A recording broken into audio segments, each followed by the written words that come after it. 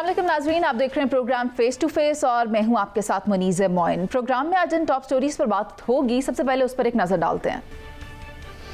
Iran Israel जंग, Trump field marshal मुलाकात, America चीन एक बयान में कैसे, इमाम खमेनाई को कत्ल करने की सूरत में अमेरिका का क्या अंजाम होगा, ट्रंप ने मोदी को शर्मिंदा करने की इंतहा क्यों की।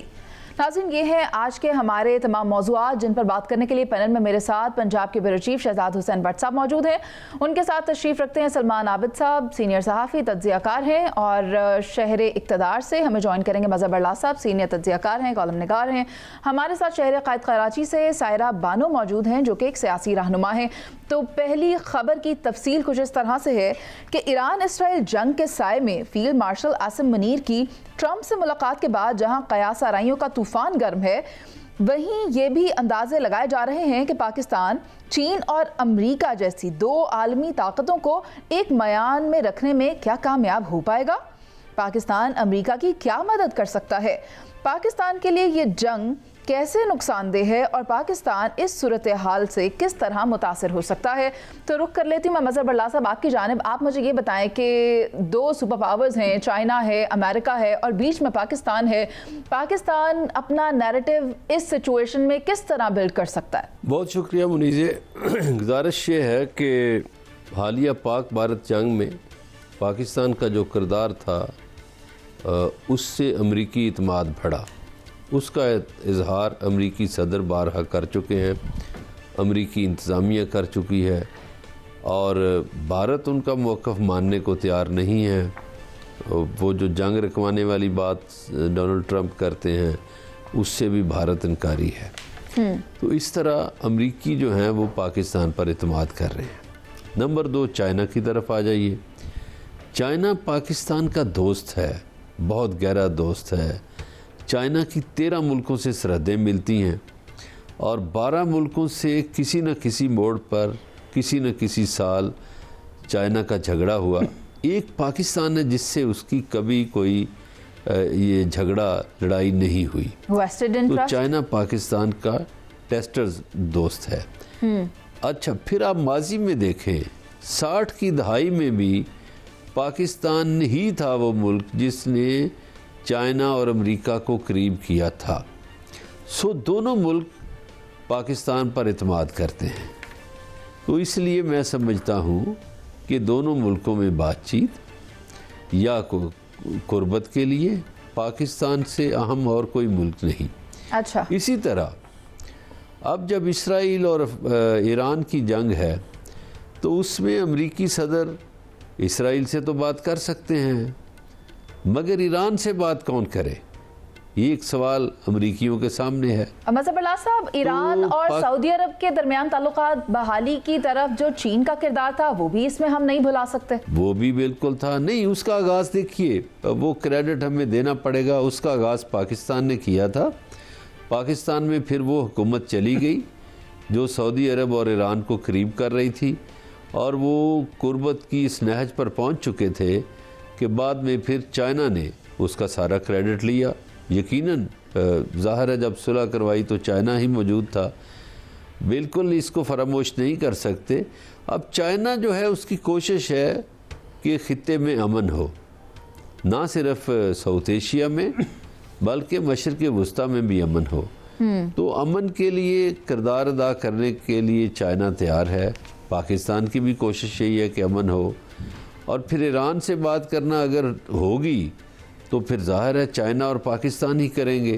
तो पाकिस्तान का किरदार किसी भी सतह पर उसको नज़रअंदाज नहीं किया जा सकता, खा वो चीन हो, खा वो सऊदी अरब हो, खा वो ईरान हो, खा वो रूस हो, पाकिस्तान, खा वो अमेरिका हो या बरतानिया हो। अच्छा। इसलिए आपने देखा कि दोनों अतराफ़ के लोग पाकिस्तान को अप्रोच करते हैं। पाकिस्तान जगराफी तौर पर एक ऐसी रियासत है और फिर हालिया दौर में पाकिस्तान ने अपनी जंगी सलाहियतों का लोहा भी मनवाया सर, पाकिस्तान की तो जियो पॉलिटिकल या जियो स्ट्रैटेजिकल जो लोकेशन है, डेफिनेटली पूरी दुनिया उससे वाकिफ़ है, उसकी इम्पोर्टेंस से वाकिफ़ है। मैं चाहती हूँ कि सलमान आबिद साहब इसमें अपनी राय दें। सर, चीनी सदर की जानिब से भी बड़ी इंपॉर्टेंट बात की गई है, 4 पेशकश उनकी जानिब से की गई हैं कि इस तरह कर किसी नतीजे की तरफ निकलना चाहिए, क्योंकि कशीदा सूरत हाल हम किसी तौर पर भी अफोर्ड नहीं कर सकते। एक तो मैं चाहूँगी आप उस पर रोशनी डालें। दूसरा, अमेरिका की जानिब से क्या ये कोई पाकिस्तान के साथ टैक्टिकल रोमांस है, या वाकई वो कुछ अच्छे ताल्लुकात बनाना चाहता है पाकिस्तान के साथ और इस चीज़ को आगे लेकर चलना चाहता है? देखें, इस वक्त चाइना की पूरी कोशिश होगी कि ये जो ईरान इसराइल तनाज़ा है ये ख़त्म हो, और इसी वजह से वो जो 4 नुकाती फार्मूला चीन ने दिया है, उसी वजह से आप देखिए कि पूरे दुनिया के अंदर बेशतर ममालिक ये गुफ्तगू कर रहे हैं कि ईरान इसराइल तनाज़ा ख़त्म हो। लेकिन अब मसला ये है कि ये ईरान इसराइल तनाज़ा जो है सिर्फ ईरान इसराइल तक तो महदूद नहीं है, इससे तो पूरी आलमी दुनिया लपेट में आ चुकी है। अमरीका है, उसमें चाइना है, उसमें रशिया है, उसमें बरतानिया है, उसमें फ्रांस है, उसमें मिडल ईस्ट के सारे ममालिक हैं, उसमें पाकिस्तान है। और इसीलिए पाकिस्तान को एक ख़तरा तो रहता है कि अगर ये जंग फैलती है तो उसके बराह रास्त असरात जो है वो पाकिस्तान के अंदर भी पड़ सकते हैं। पाकिस्तान के अंदर भी जो पोलराइजेशन है वो भी आगे बढ़ सकती है। इसलिए किसी भी सूरत में पाकिस्तान ये नहीं चाहेगा कि ये जंग आगे बढ़े। और जो फील्ड मार्शल साहब हैं उन्होंने भी वहाँ पर जाकर जो गुफ्तगू की है उसका भी खुलासा ये है कि हमें अगर ये जंग आगे बढ़ती है तो हमारे बॉर्डर्स जो हैं वो महफूज नहीं रहेंगे। वहाँ पर फिर शिद्दत पसंद अनासर, जो दहशतगर्द अनासर हैं, वो पूरी कार्रवाई कर सकते हैं। और इसीलिए कहा गया है कि सब्र व तहम्मुल का मुजाहरा करें। जो गुफ्तगू इस वक्त अमरीकी सदर कर रहे हैं वो ज़्यादा कशीदगी पैदा कर रही है। जो उन्होंने आयतुल्लाह खामनाई के बारे में गुफ्तगू की है उससे ज़्यादा कशीदगी पैदा हुई है। जो ईरान को तबाह करने की बातें की जा रही हैं, तेहरान को खाली करने की बातें की जा रही हैं। बर्नी सैंडर वहाँ पर जो है वो कह रहे हैं कि जनाब इस वक्त जो ट्रंप का एजेंडा है वो हालात को और ज़्यादा कशीदा बना रहा है। और उनके बेशतर सेनेटर ये कह रहे हैं कि इस वक्त जो गुफ्तगू ट्रंप की है वो एक सालसी की नहीं है। आप देखिए ना, सालसी तो उस वक्त होती है जब आप खुद बैठ के एक दरमियाने रास्ता निकालें। आप तो बराह रास्त इसराइल की सरपरस्ती कर रहे हैं और साथ साथ कहते हैं कि मैं सालसी चाहता हूं। ये कॉन्ट्रडिक्शन है। आपकी ये बात बिल्कुल दुरुस्त है और मैं यही लेकर आपकी जानिब आना चाहती हूँ। शहजाद भट्ट साहब, आप देखें, एक तरफ कहा जा रहा है अमेरिका की तरफ से, कहा नहीं जा रहा है, इनफैक्ट कहते तो ये हैं कि हम ऐसा नहीं कर रहे, और जो अखबारात हैं वो खुद से ही इन चीज़ों को बना रहे हैं। वो कह रहे हैं कि वो हमारे बारे में जानते नहीं हैं, ये कहा गया है अमरीकी सदर की जानिब से। दूसरी तरफ पूरी दुनिया ये जानती है कि इसराइल अमरीका की पुष्टपनाही के बगैर ये नहीं कर सकता। तो फिर आप इस पर क्या कहते हैं? ये हो क्या रहा है, क्या कर रहे हैं अमरीकी सदर? ये जो जमहूरियत है, ये जो नाम नहाद जमहूरियत का लिबादा उड़े हुए हैं, ये डबल स्टैंडर्ड के लोग हैं। यही तो मसला है मुनीज़े। ये अनइवन लोग हैं जिनको उर्दू में कहते हैं लाओ वाली तबीयत का आदमी ट्रंप। वो बात कुछ करता है, जब तक वो ईरान पर हमला नहीं करता उस वक्त तक उसकी किसी बात पे तस्लीम नहीं किया जाएगा। वो कहता है कि मैं कर रहा हूं, फिर वो कहता है अमेरिकी अखबार को नहीं पता। ये डबल स्टैंडर्ड के लोग हैं। असल बात सिर्फ ये है कि पाकिस्तान ने साबित कर दिया है कि इस वक्त वो खित्ते में एक इंपॉर्टेंट हैसियत रखता है, और इसको ट्रंप भी मान रहा है, चाइना भी मान रहा है, रशिया भी मान रहा है, और भारत को आपने नाको चने चबवा रखे हैं। ठीक है सायरा जी, आप मुझे बताएं कि पाकिस्तान अमेरिका की क्या मदद कर सकता है इस सूरत हाल में, और वो जो व्हाइट हाउस में इंतहाई अहम मुलाकात हुई उस पर आपकी क्या राय है? अस्सलाम वालेकुम। सुनिए, मेरी राय आप पूछ रही हैं। अगर मतलब आपने मेरा तारुफ करवाया कि सियासी, मैं तो अपने आप को सियासी कारकुन कहती हूँ। इस सारी मुलाकात में इस कहीं चीज में कोई सियासतदान तो मौजूद ही नहीं था, तो मैं एक अदना सी सियासी कारकुन इसके ऊपर रोशनी डालूंगी जी। तो क्या वो मतलब कैसे मुझे समझ आई, मैं सुबह से देखती हूँ और आप उसको कैसे देखेंगी? इसमें किसी सियासतदान का कोई गुजर तक नहीं कि चलो भाई कोई ऐसे ले जाए साथ। वो मैं क्या कह सकती हूँ इस पे? अब मैं बैठकर तज्जिया करती फिरूं और फिर वो कहते ना कि उसके बाद मैं आपको बोलूं ये बात लिख के रख लें, ये मेरी ट्वीट सेव कर लें, आगे चल के ये होगा, आगे चल के वो होगा। मुझे तो अपनी बात की अहमियत समझ नहीं आ रही कि मैं बात करूंगी तो वो क्या कहीं आपके किसी प्रोग्राम में या आपके किसी नाजरीन के दिलो दिमाग में जगह बना पाएगी। मैं क्या पूरे जो इस मुल्क के जो बैठे हुए जो हमारे वजीर आजम साहब है, जो सदर हैं, अभी भट्ट साहब ने कहा, पहले तो तारीफ की, फिर उसके बाद बोला कि वो लाउबाली डबल स्टैंडर्ड। अब लाउबाली डबल स्टैंडर्ड ने कोई बात कह भी दी तो उसके ऊपर हम कैसे वो करें? बाकी डबल स्टैंडर्ड उनके हैं, एक तरफ वो कहते हैं कि मेरी रोज बात होती है नेतन्याहू से, फिर उसके बाद उनके कहने पे इसराइल तो मान नहीं रहा कि गजा में सीज फायर हो या वहां पर जो नेतों को शहीद किया जा रहा है, लेकिन वो आके उनको यहाँ पर साउथ एशिया में अपनी टांग अड़ानी है। उन्होंने वहां पर सीज फायर करवा के, जिसको इंडिया आंखों में आंखें डाल के बोल रहा है, वो मान ही नहीं रहा। और उसके बाद ये सारी चीजें हैं। आपने कहा कि हम कभी भी बराबरी की सतह पर काम नहीं हो सकता। अब मुझे नहीं पता, मैं वही कहती हूँ ना कोई इतनी बड़ी तज्जिया निगार हूँ। आने वाले वक्तों में पता चल जाएगा, देखते हैं कि ऊंट किस करवट बैठता है। जो बिल्ली थैले से बाहर आएगी वो आप भी देख लेंगी, मैं भी देख लूंगी। ठीक है सायरा जी, आपका पॉइंट आ गया और आपका यही कहना है कि नॉन पॉलिटिकल लोगों से अमरीकी सदर ने मुलाकात की है और अगर देखा जाए तो ईरान इसराइल जंग में अमरीका की जानिब से शमूलियत के फैसले को बज़ाहिर 2 हफ्ते के लिए मौखर किया जा रहा है, लेकिन वक्त के साथ ही इसमें कोई डेवलपमेंट होगी। अभी चलते हैं एक ब्रेक पर, जिसके बाद वापस आएंगे और बात करेंगे इमाम खमेनाई को कत्ल करने की सूरत में अमरीका का अंजाम क्या होगा।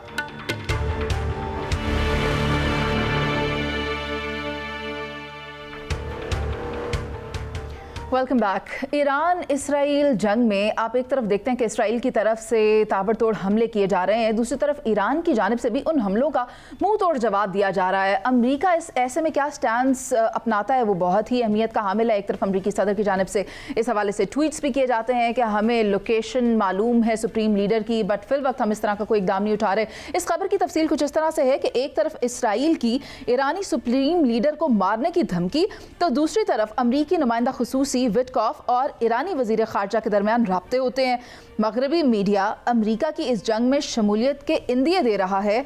अगर इसराइल या अमरीका सुप्रीम लीडर को कत्ल करने या एटमी साइट पर हमला करता है तो अमरीका को इसकी मशरिक़ वुस्ता में क्या कीमत चुकाना पड़ेगी। जो ताकतें इराक को 10 साल कंट्रोल ना कर सकीं वो ईरान में रिजीम चेंज कैसे कर पाएंगी, जबकि इराक की 60% आबादी शिया है। सायरा जी, क्या कहेंगी आप इस पर? जो भी आपने कहा ना 60% आबादी शिया की है, तो देखिए उस वक्त जो जंग का एक स्टार्ट था या जो हालात पता चल रहे थे कि वो एंड में आकर वो जंग इसी तरफ ही जानी है।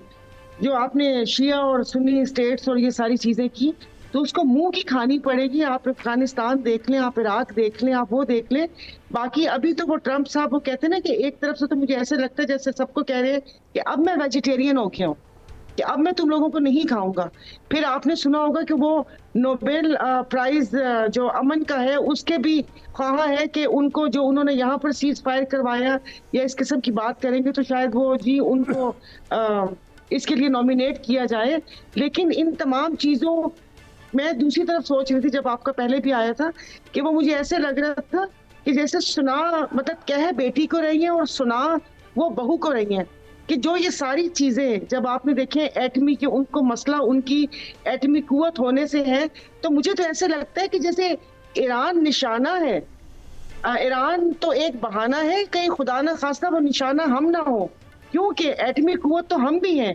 अगर इसराइल और अमेरिका अपने सिवा किसी को एटमी कुव्वत नहीं देखना चाहता और इस इलाके में ये तमाम चीजें ये जंग मुसल्लत करना चाहते हैं, ईरान ने तो जंग नहीं की ना, जंग तो इसराइल ने मुसल्लत की है। और उसके बाद आप मतलब वो कहते हैं कि प्रधान बनकर आप वो ट्वीट्स भी कर रहे हैं और फिर उसके बाद आप ये बता रहे हैं कि आप उनके लीडर की लोकेशन भी मालूम है और अगर हम चाहें तो फिर तो उसे मैं बड़ी कंफ्यूज हूँ।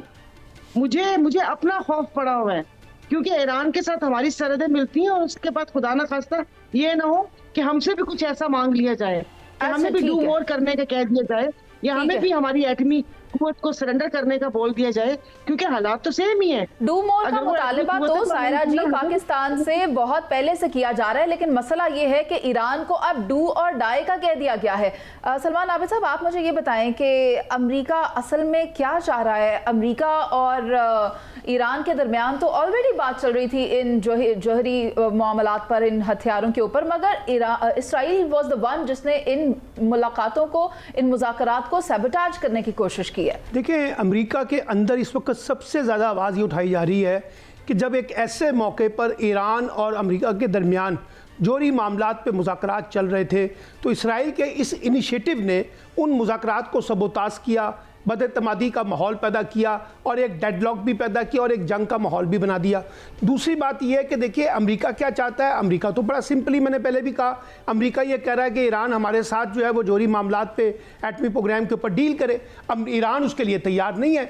दूसरा वो ये चाहता है कि अरब दुनिया के अंदर से और मुस्लिम ममालिक के अंदर से ईरान इसराइल की जो हैसियत है उसको तस्लीम किया जाए, वो भी सबके सामने है। और तीसरा वो ये चाहता है कि जनाब ईरान जिस तरह से एक बड़ी सुपर ताकत बनने के या एटमी कुव्वत बनने के कॉन्टेक्स्ट में जा रहा है उसको हम मिनिमाइज करें और उसको रोकें। अब ये एक लड़ाई है। अब इस लड़ाई में अमेरिका ने खास तौर पे एक ऐसी रास्ता अख्तियार कर लिया है जिसमें वो बैलेंस नहीं है। यानी देखिए ना, जो बात वो इंडिया और पाकिस्तान के दरमियान कर रहा था सालसी के कॉन्टेक्स्ट में, अब वो खड़ा हुआ है, सालसी करवाना चाहता भी है, दोस्ती करवाना चाहता भी है, अमन लाना चाहता भी है, लेकिन इसराइल की पुष्पनाही के साथ अब ये चल नहीं सकता। ये कॉन्ट्रडिक्शन है और इसी वजह से ईरान जो है बराह रास्त अमेरिका से अब मुज़ाकरात के लिए तैयार नहीं है। उसने कहा कि पहले आप इसराइल की जो आप सरपरस्ती कर रहे हैं उससे तो विड्रॉ करें ना। और अमेरिकन सेनेटर्स कह रहे हैं कि डोनाल्ड ट्रंप का ये जो हरकत है ये पूरी आलमी दुनिया को एक बड़ी जंग की लपेट में ले सकती है और इसमें जो ममालिक हैं उनके लिए खतरा ये हो गया है कि वो किस जगह पर खड़े हों। पाकिस्तान जो है या बाकी ममालिक जो है वो अमेरिका का साथ दें, ईरान का साथ दें। ईरान का साथ देते तो क्या सूरत हाल होगी। और एक और सवाल जो यहाँ पर आप पाकिस्तान के तनाजुर में बहुत इंपॉर्टेंट है कि बैलेंस कैसे पैदा करे पाकिस्तान चाइना के दरमियान और अमेरिका के दरमियान, और एक दरमियानी रास्ता ऐसा निकाले जिससे जंग भी ख़त्म हो, अमेरिका के साथ ताल्लुकात भी कायम रहें, चाइना के साथ भी ताल्लुकात कायम रहें। ये सारे सवालात आने वाले दिनों में पाकिस्तान की सियासत के तनाजुर में बहुत अहमियत रखते हैं। और हमारी सफारतकारी जिस तरह से अंदाज आगे बढ़ रही है उसके अंदर ये मेजर पॉइंट्स हैं। हमें इसके ऊपर चलना है, हमने अपना बैलेंस खराब नहीं करना, हमने अपना तवाज़ुन खराब नहीं करना। आपकी गुफ्तगू से ऐसा लगता है कि हम सारे बज़ाहिर कौम कितने कन्फ्यूजन का शिकार हैं कि हम इस पर फैसला नहीं कर पा रहे कि हमें किसका इंतखाब करना। जैसा कि हमने पहले सेगमेंट में बात की, एक मयान में दो तलवारें कैसे रहें। ऐसे में मैं उस प्रेशर का अंदाज़ा भी नहीं लगाना चाह रही जो कि व्हाइट हाउस में होने वाली मुलाकात के दरमियान फील्ड मार्शल को होगा, क्योंकि अल्लाह की तरफ से इस्तकामत अता हुई जिसके बाद उस मीटिंग के नताइज हमारे सामने आना शुरू हुए। मज़हर बल्ला साहब, आप मुझे ये बताएं कि एक तरफ G7 की जो मीटिंग होती है वहाँ पर तमाम ममालिक की तरफ से मुश्तरका तौर पर ईरान को कहा जाता है कि आप डी एस्केलेट करें, इसराइल को कोई नहीं पूछता, ना अमेरिका पर कोई बात की जाती है। ऐसे में अगर अमेरिका की जानिब से या इसराइल की जानिब से अटैक किया जाता है फर्दू पर या फिर इमाम ख़मेनी को कत्ल करने की कोई साजिश रची जाती है, तो फिर ईरान का अगला लहमल क्या होगा? क्या अमरीकी बेसिस को टारगेट किया जाएगा जो इस्लामी ममालिक के अंदर है? तो फिर ये तो पूरा खित्ता ही जंग की लपेट में आ जाएगा। जी मुनीज़े, बहुत शुक्रिया। गुजारिश ये है कि यही तो मुनाफ़कत है मगरबी मुल्कों की, साम्राज्यी ताकतों की, कि एक तरफ वो बातें और करते हैं और दूसरी तरफ वो इज़राइल का साथ आंखें बंद करके देते हैं। उस वक़्त वो UN चार्टर को भी नज़रअंदाज कर देते हैं। अगर वो इज़राइल की मदद नहीं कर रहे तो चंद घंटे पहले 14 असले से भरे हुए जहाज़ जर्मनी और अमेरिका की जानब से क्यों पहुंच जाते हैं इज़राइल? इसलिए कि इज़राइल के पास मिसाइल का स्टॉक ख़त्म होता जा रहा था, इसलिए मदद की जा रही है और प्रेशर सारा ईरान पर डाला जा रहा है। देखिए, ईरान की जो सैयद अली ख़ामनेई की आपने बात की है, ईरान ने अपनी हर अहम शख्सियत के नीचे 2 शख्सियात तैयार कर रखी हैं। जो एक शख्सियत अगर हटती है तो फौरी तौर पर दूसरी शख्सियत वो ओहदा संभाल लेगी। तो ईरानियों को मसला नहीं है। ईरानी तो कहते हैं हम 3.5 साल जंग लड़ सकते हैं, लंबी जंग लड़ सकते हैं। ईरान जो है रकबे के एतबार से बड़ा मुल्क है, इज़राइल छोटा मुल्क है। इज़राइली उकता गए हैं और वहाँ बंकर्स में रह के उनकी नफसियाती हालत अजीब हो गई है। अब जब अगर ख़ामनेई पे वो वार करते हैं या ईरान पे डायरेक्ट वार करते हैं, अभी तो इज़राइल के ज़रिए किए जा रहे हैं ना, डायरेक्ट अगर वार करते हैं तो यकीनन बहरीन भी निशाना बनेगा, कतर भी बनेगा। और फिर ये नहीं होगा कि ये कोई शिया सुन्नी की कोई लड़ाई, फिर उस लड़ाई में रूस कूदेगा जिसके सदर पुतिन के बयानात आ चुके हैं। फिर उस लड़ाई में और ममालिक कूदेंगे और फिर सिर्फ मशरक़ वस्ता नहीं, फिर पता नहीं लड़ाई के शोले कहाँ कहाँ तक जाएं और हो सकता है यूरोप को मलिया मेड कर दिया जाए क्योंकि ये जो यूक्रेन वार है इसमें रूस को सबसे ज़्यादा गुस्सा यूरोप पे है और बरतानिया पे बहुत गुस्सा है। सो ये मुनाफकत छोड़े, ये क्या तरीक़ाकार है कि आप किसी मुल्क के सरबराह को धमकियां दें? ये यूएन चार्टर की खिलाफ वर्जी है, ये अक़वाम मुत्तहिदा के असूलों के ख़िलाफ़ है। जी इसी तरह 2015 में मोदी ने ढाका में खड़े होके ये बकवास की थी कि हमने जी पाकिस्तान को तोड़ा। वो तो उस वक़्त की पाकिस्तान हुकूमत मोदी नवाज थी, वरना उस वक़्त ही हम मोदी को घसीट सकते थे, घसीटते हम कि यूएन चार्टर की खिलाफ वर्जी है। सर अभी भी कि अभी मौजूदा सिचुएशन भी अगर देखें तो किसी की पुष्पनाही तो हासिल थी ना इसराइल को, जो पहली बार भी अटैक हुआ। खैर मैं चाहती हूँ कि शहजाद हुसैन भट्ट साहब को भी शामिल गुफ्तगू करें। शहजाद साहब आप मुझे ये बताएं कि ईरान की तरफ से वाज़ेह किया गया है कि अगर भाई किसी को भी कोई गलत फहमी थी हमारे एटमी प्रोग्राम के हवाले से तो यकीनन वो दूर हो गई होगी और अपनी आवाम को प्रोटेक्ट करने में हम किसी तौर पर भी कोई भी शर्मिंदगी महसूस नहीं कर रहे। इस बात से हमें क्या पता चलता है कि ईरान अब रुकने वाला नहीं है? क्या कहते हैं? देखिए बात यह है कि अमेरिका गिदड़ बबकियों पर आ गया है, अमाम को कत्ल कर देंगे, ईरान को नीस्त नाबूद कर देंगे। इसको ये इल्म नहीं है कि पाकिस्तानी ईरानी ये कौम जज्बा शहादत से सरशार है और हमें तो ये कोई मसला नहीं है। इसने सियासतदान मार दिया, ईरान के सिपह सलार मार दिया, आप खुदा ना खास्ता इमाम को अगर शहीद कर देंगे तो कौन सी क़यामत आ जाएगी? जैसे अभी बरला साहब ने फरमाया उनके पीछे 1 2 3 3 क़यादतें खड़ी हैं। मैं कहना ये चाह रहा हूं कि आप अगर गौर करें मशरक़ वुस्ता में 19 से ज़ायद मकामात हैं जहां पर अमरीकी के फौजी अड्डे हैं। इनमें तकरीबन 40 से 50 हज़ार फौजी जो अमरीकी है वो वहां बैठा है और वो हैं क्या 26 बहरी आप दोस्त जो ईरान की है उनके निशाने पे खड़े हैं। क्या अगर वहां से ईरान ने हमले शुरू कर दिए तो ये फौजी कहां जाएंगे? लिहाजा वाज़ेह तौर पर मुनीज़े मैं आपसे ये अर्ज करना चाहता हूं, ये सिर्फ गिदड़ बबकी है अमेरिका की, वो ईरान को नीस्ता नाबूद नहीं कर सकता। ये गजा नहीं है, ये गजा नहीं है, ये एक मुल्क है। और पाकिस्तान के बारे में तो बात ही ना करें ने, पाकिस्तान अल्हम्दुलिल्लाह एटमी कुव्वत है और उसने साबित कर दिया है कि वो कहां खड़ा है। लेकिन ये हमले रुकने का नाम नहीं ले रहे हैं। एक तरफ इसराइल के अटैक्स तो दूसरी तरफ ईरान की जानिब से जवाबी वार किए जा रहे हैं। ऐसे में देखना ये होगा कि यूएन सिक्योरिटी काउंसिल का इजलास जो इसी मद में बुलाया गया है उससे क्या नतीजा अखज़ होगा, क्योंकि कहा यह जा रहा है कि इस जंगी सूरत हाल में अगर सफारती तौर पर इस मामले का हल निकाला जाए तो वो बेहतर होगा। अभी प्रोग्राम में एक ब्रेक शामिल करते हैं जिसके बाद वापस आएंगे और बात करेंगे ट्रंप ने मोदी को शर्मिंदा करने की इंतहा क्यों की।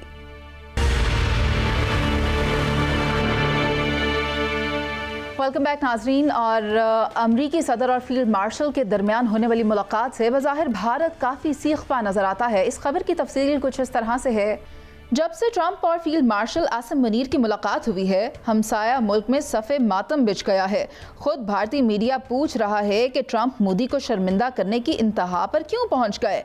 भारतीय मीडिया में इस वक्त कोहराम मचा हुआ है। भारतीय अपोजिशन नरेंद्र मोदी को झूठा करार दे रही है। सदर ट्रंप के बयानात और पाकिस्तान से मोहब्बत नरेंद्र मोदी के लिए शर्मिंदगी का बाइस बने हुए क्यों है। तो इसी पर मैं सबसे पहले चाहती हूँ सलमान आबिद साहब आपकी राय ले ली जाए।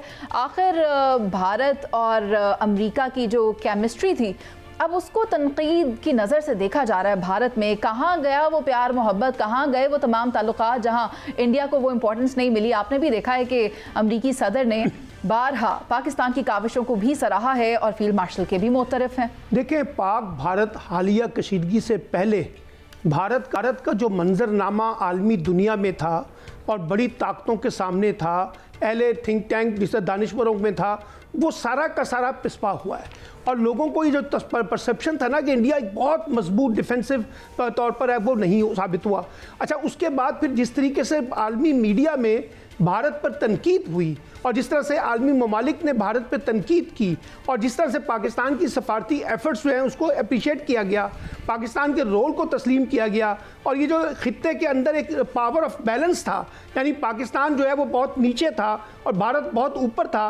अब ये जो बैलेंस आपको एक बड़ा तवाज़ुन पे नजर आ रहा है, जहां पाकिस्तान को एज भी हासिल है, बर्तरी भी हासिल है, फिर ट्रंप ने जिस तरह से बार बार कश्मीर के मसले पर सालसी की पेशकश की, पाकिस्तान की एफर्ट्स को उन्होंने अप्रिशिएट किया, पाकिस्तान की सियासी और अस्करी क़यादत को अप्रिशिएट किया, यकीनी तौर पे ये भारत के लिए बहुत बड़ा सदमा है। और इसीलिए भारत की जो इस वक्त सफारती कोशिशें हैं, उसका सबसे बड़ा मरकजी पॉइंट ये है कि भारत पाक भारत कशीदगी से पहले का जो एतमाद है वो कैसे आलमी दुनिया में बहाल करे। और उसे ट्रंप से पे भी खासा नालायक, क्योंकि भारत ये समझता था कि हम तो स्ट्रेटेजिक पार्टनर हैं अमेरिका के, और हमारी सारी गलतियों को भी वो छुपाएगा, हमारी खामियों को भी छुपाएगा, और हमें पाकिस्तान के मुकाबले में ज़्यादा अप्रिशिएट करेगा। ऐसा हो नहीं रहा।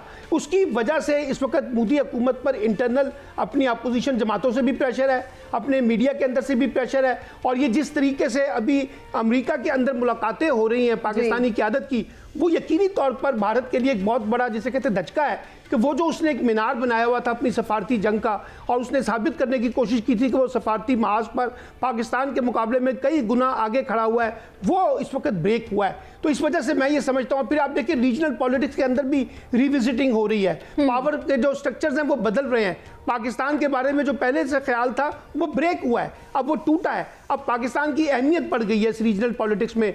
चाइना भी उस पर तवज्जो देने की बात कर रहा है, अमेरिका भी तवज्जो देने की बात कर रहा है, बरतानिया भी तवज्जो देने की बात कर रहा है। सारे ममालिक जो हैं वो पाकिस्तान के साथ इंगेजमेंट की पॉलिसी के साथ जुड़े हुए हैं। तो यकीनी तौर पर ये जो भारत तो चाहता था कि पाकिस्तान को डिसएंगेज किया जाए, भारत चाहता था कि पाकिस्तान को डिस्टेबलाइज किया जाए, ऐसा तो नहीं हो पा रहा। तो यकीनी तौर पर भारत की जो कोशिशें हैं वो नाकाम साबित हो रही हैं। मजहर बरलास साहब की तरफ जाना चाहती हूँ। मजहर बरलास साहब, जहां हम देखते हैं 2025 में आलमी सियासत में बड़ी बड़ी तब्दीलियां आती हैं, वहां आप मुझे बताएं अमेरिका क्या देखता है कि जनूबी एशिया में अपनी खारजा पॉलिसी को क्या वो तब्दील कर रहा है? क्योंकि आप भी देखें, जब वो पाकिस्तान की बात करता है तब वो भारत की बात भी करता है। क्या वो उन दोनों को एक तरह से लेकर चलना चाहता है, इकट्ठे इसको तस्वुर कर रहा है, जबकि इंडिया ने अपनी पोजीशन वाज़े करने के लिए या अपने आप को पाकिस्तान से बेहतर जाहिर करने के लिए बहुत कोशिशें की? पहले तो भारत के बारे में 2-3 बातें सुन लें।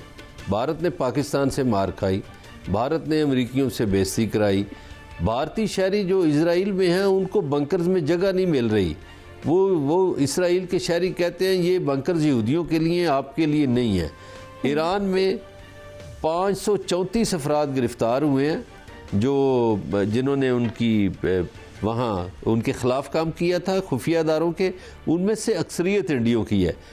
अब चाबहार के मज़ाफ़ाती इलाके में 24 घंटे पहले 141 अफराद गिरफ्तार हुए हैं, ईरानी इंटेलिजेंस ने किए हैं, जिसमें से 20 इसराइली हैं, 121 इंडियन हैं, और उनसे नक्शे बरामद हुए हैं बलूचिस्तान के BLA के हवाले से। उन्होंने पाकिस्तानी इदारों के साथ इंटेलिजेंस शेयर किया ईरानियों ने, और पाकिस्तानी एजेंसियों ने छापे मारे हैं पंजगूर में, और बहुत से लोगों को गिरफ़्तार कर लिया है, बहुत से नक्शे भी बरामद कर लिए हैं, बहुत सी दीगर जो औलाद थे वो भी बरामद कर लिए हैं। तो ईरानी जो हैं वो भी इंडियन को शक की निगाह से देख रहे हैं, इसराइली वैसे ही जगह नहीं दे रहे। अब ईरान में तो ये सूरत हाल है कि इंडिया का ऑन अराइवल वीज़ा ख़त्म किया जा चुका है। वहाँ जो तालिब इल्म इंडियन पढ़ते हैं उनको भी तहकीकात का सामना है, उनको भी गिरफ़्तार किया जा रहा है। तो मेरा ख्याल है कि इंडिया के शायद इतने बुरे दिन पहले कभी नहीं आए थे जितने आए हैं। अब जो आपने सवाल किया कि अमेरिकन उनका नाम क्यों लेते हैं, भाई उनका नाम इसलिए लेते हैं कि वो चाहते हैं कि एक बड़ी मंडी है इंडिया, और इंडिया को उन्होंने थपकी दे रखी थी पिछले कुछ सालों से, तो इसलिए उनका नाम सिर्फ लेते हैं। बाकी फील्ड मार्शल से मुलाकात से पहले जो 35 मिनट गुफ्तगू हुई थी, मोदी की बिस्ती जिसमें हुई, इंडियंस की बिस्ती हुई, वो इंडियन नहीं भूल पा रहे, इसलिए उनको आग लगी हुई है। ठीक है मजहर बरलास साहब, क्योंकि वक्त कम है, मैं शहजाद भट्ट साहब की तरफ भी जाना चाहती हूँ। भट्ट साहब, द गार्डियन भी इस मुलाकात के बारे में यही लिखता है कि भारत को इस पर बहुत तशवीश है। आप मुझे बताएं, ट्रंप ने मोदी को शर्मिंदा करने की इंतहा क्यों की? भाई देखें, शर्मिंदा तो लफ्ज़ ही मेरा ख्याल है मुनीज़ बहुत छोटा लफ्ज़ है, वो अब बहुत नीचे बेचारा चला गया है। और आप गौर करें ना बात को, 1 घंटे की सिपा सलारे पाकिस्तान की मुलाकात 2.5 घंटे पर चली गई और भारत पीछे चला गया। अब भारत को ये हजम नहीं हो रही बात। असल कहानी सिर्फ इसमें यह है कि जो ईरान के साथ जंग शुरू हो चुकी है इसराइल की, ये इससे पहले दो भाई ये सके, नेतन्याहू मोदी ने एक अटेम्प्ट की, जलील हो गया। अब दूसरे भाई ने, नेतन्याहू ने एक अटेम्प्ट की ईरान पर, वो भी इंशाल्लाह जलील होगा। और मैं आपको ये वाज़ेह तौर पर कह रहा हूं, एक हफ्ता हो गया इस जंग को, अगर आपने ईरान ने 2 हफ्ते और निकाल लिए ना, ये जून का सिर्फ महीना निकाल लिया, खुदा की कसम इसराइल को जगह नहीं मिलेगी छुपने की। और उन्हें तो ये नहीं समझ आ रही इस वक्त कि वो खड़े कहां हैं, वो बावलों की तरह एक दूसरे के सर पीट रहे हैं। और उनको ये ही फिक्र खाई जा रही है कि ईरान हमें ले मरेगा और पाकिस्तान हमें ले मरेगा। ठीक है सर, आपके पास अभी मजीद वक्त है, आप और कुछ कहना चाहते हैं? ठीक है सायरा जी, आप मुझे ये बताएं कि आपको क्या लगता है कि क्यों अमेरिका की जानिब से, जो भारत बहुत ज़्यादा उसका फेवरेट बना फिरता था, उसको सपोर्ट कम मिल रही है और पाकिस्तान को तवज्जो ज़्यादा? देखिए, वो ट्रम्प साहब ने इतना बड़ा क्रेडिट, मतलब उन्होंने कहा कि मैंने सीज फायर करवाया, उसको तो भारत ने बिल्कुल डिनाई कर दिया। हर फोरम पर उन्होंने बोला कि कोई ऐसी बात नहीं थी। तो ये बात भी हो सकती है। दूसरा, अब पता नहीं, हाथी के दांत खाने की ओर, दिखाने की ओर, अब हमें नहीं पता कि ट्रम्प की जो, ज़ाहिर है सिर्फ हमारे फील्ड मार्शल से नहीं, बाकी लोगों से भी मुलाकात हुई होगी, तो बंद कमरों की मुलाकातों का अहवाल मेरे पास तो वो ताकत नहीं है कि मैं दीवारों के पास देख भी सकूं और सुन भी सकूं। तो जो चीज़ें आती हैं उसी तनाजुर में देख रहे हैं कि देखिए क्या होता है। अगर ट्रम्प ने अभी 1 हफ्ते का टाइम दिया है तो मुझे तो इसमें भी कुछ जंगी चाल नज़र आ रही है।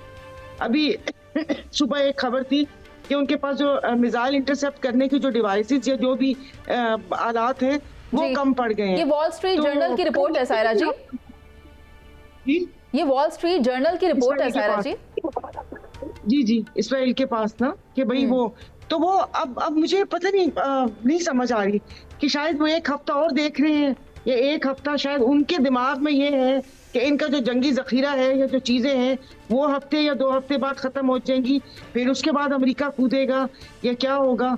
अब बस अल्लाह पाक से बेहतरी की उम्मीद कर सकती है। मुझे तो वो कहते हैं कि तमाम चीज़ों से पहले, मैंने उस आपके प्रोग्राम में पहले भी कहा था कि पहले अपना मास्क लगाएं फिर दूसरों की मदद करें। तो मुझे तो अपने वतन अजीज़ की फिक्र है कि बिल्कुल साथ ही है। वो ये ना हो कि अब आप देखें ना कि वो जो ईरान के जिस किस्म के बयानात है और वो उनको इसराइल, अमेरिका और जो यूरोपीय ममालिक है जिस तरीके से देख रहे हैं कि एक मुल्क के पास अगर एटमी कुव्वत है तो वो क्या कर सकता है या वो अजारादारी कर सकती है, तो वो दूसरी नंबर तो हम लोगों का है। तो ठीक है सायरा जी, ये सिर्फ आप ही नहीं कह रही, ये बेंजामिन नेतन्याहू ने भी कहा है कि पहले ईरान और बाद में पाकिस्तान, और बेन गुरियन जो कि इसराइल के पहले वजीर आजम थे, उनकी तरफ से भी इसी तरह कहा गया है कि पाकिस्तान दोस्त हो सकता है मगर ज्यूस का नहीं हो सकता। मगर मैं आपको वो बताने जा रही हूँ जो कि मैं नहीं कह रही, भारत के अपने अंदर कहा जा रहा है। दक्कन हेरल्ड ये लिखता है कि मोदी और ट्रंप की जो मशहूर केमिस्ट्री थी वो 47वें जो अमरीकी सदर हैं उनकी तरफ से खटाई में पड़ती दिखाई दे रही है। और जो जोड़ा जा रहा है पाकिस्तान को भारत के साथ, तो ये तो उनकी सफारती शिकस्त है। उसके बाद स्क्रोल इनकी तरफ से ये रिपोर्ट किया जाता है कि भारत की दहाइयों पर मुहित जो कोशिशें थी खुद को बेहतर साबित करने की, वो भी मांद पड़ती नजर आ रही हैं। अब भारत को अपनी खारजा पॉलिसी पर काम करने की ज़रूरत है क्योंकि वो मुकम्मल तौर पर तितर बितर हो चुकी है। और आप देख सकते हैं कि पाकिस्तान सफारती महाज पर किस तरह से कामयाब ठहरा है। प्रोग्राम का वक्त खत्म हो गया, मुझे इजाज़त दीजिए, अल्लाह ने के बाद।